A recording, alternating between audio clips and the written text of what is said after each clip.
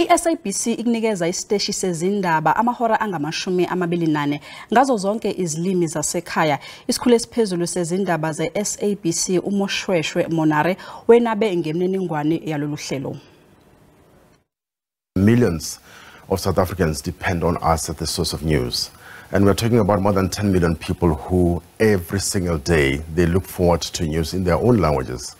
And unfortunately, because at the moment, we only offer those news content bulletins on the free-to-air entertainment channels. So they can only accommodate us in less than 30 minutes of Zulu news, about 15 minutes of Swati news. So what this channel is going to do is that every single day is going to give South Africans who are making an appointment with us every day to watch their bulletins in their own languages. Now it's going to be every day, every hour.